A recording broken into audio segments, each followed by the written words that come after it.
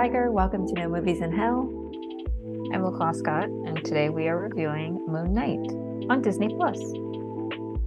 And Oscar Isaac. Yes, Oscar Isaac as a title character. I don't want to spoil, but there are a lot of, this has been out for a little bit, but as our first superhero that has dissociative identity disorder, it's incredible. The Marvel universe has opened up. I've never heard about this character until watching this show, and I was just like, I don't know where this is going to go, especially after the first episode. And like, Oscar Isaac has a horrible accent. He is a librarian, and it seems as though he wakes up and he doesn't understand what's going on. Towards the end of this, I was like, oh, this is heartbreaking, and this is so good. I need to, one, watch this again, and two, I'm curious to see like how his role kind of fits within this new day and age of Marvel. So is he a new character, like a recently developed character, or is it just that he's so obscure that he's been around? Like if you research it, you could find him like from the past, or are they creating new Marvel characters, I guess is the question. So I believe Moon Knight has been around, but I think this is the first introduction in terms of a television series, having an Arab director, and even having like that the background of Arab, a character of Arab descent, or someone who's from the Middle East. So more inclusive and more engaging, but that character has been around for many decades. Okay. I'm not a huge Marvel fan either, but I've become more of a Marvel enthusiast over the past couple of years through just exposure, I guess. But I do like Oscar Isaac. So I thought, well, if any of these are going to be worth watching, I feel like this is one of them. I mean, that's not fair. I've watched Jessica Jones. I really enjoyed that. And I watched, I forget oh, well, I'll think of it before we're done, hopefully. But I've watched a couple of them. You know, they're good, like serial, like candy, basically, like you have one in the background, which I thought I was going to do with this, but then I realized very quickly, oh no, I have to pay attention. So I did. I like stopped watching. I went back and started watching again. I really liked it. I love the hippopotamus Mm-hmm. when they showed up. And also I was surprised to see Ethan Hawke. Yes, yeah. He's now in the universe.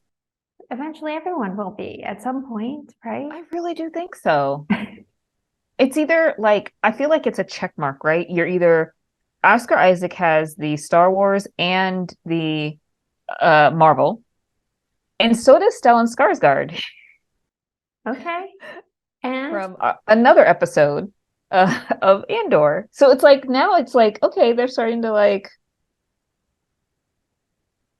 who can hit up all the franchises? there's Oscar Isaac is also in Dune. Is that a Yes. franchise? Do you think? I don't know. That's a good question. Because the second one will come out, I think, this year. I feel like it's a universe of sort.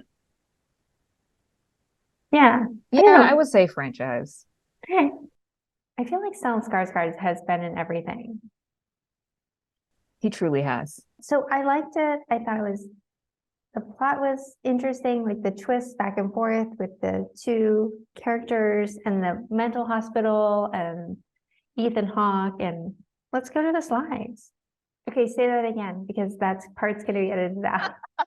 This is like, this, despite it being like television, it's not popcorn television, right? Like, it's not the lightest of subjects, especially going down the path and the realization of Mark and Steven and there are a lot of like heavy themes of death and abuse and addiction, and yeah, very, very heavy. And it's like, to your point about television, like, where do you place that, right? Like movies, it's heavy, but I think Marvel movies are more geared towards like for everyone.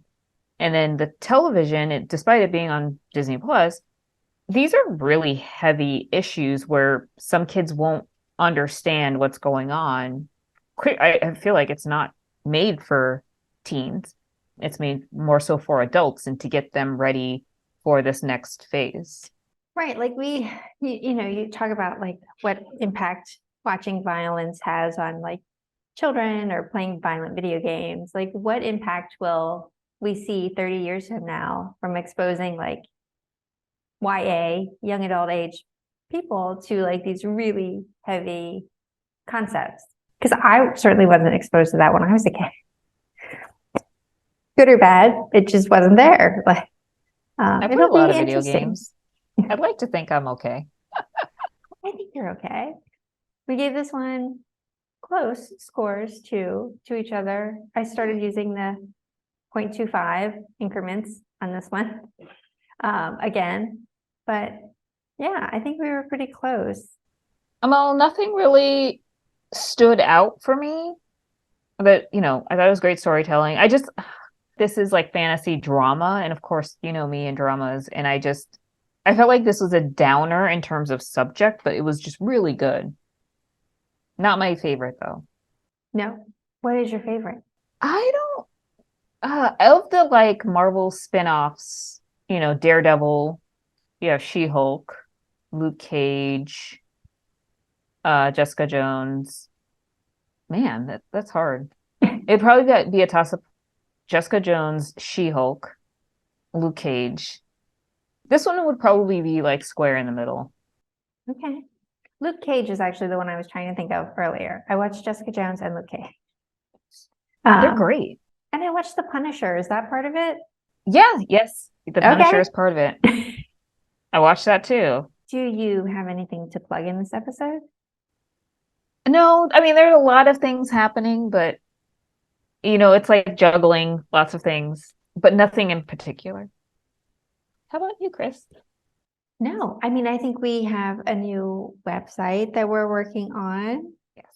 So that might be coming soon. So we're not officially plugging it yet, but we're pre-plugging it. Sneak peek. All right, everyone. Thanks for watching, and we'll see you next time. See you next time.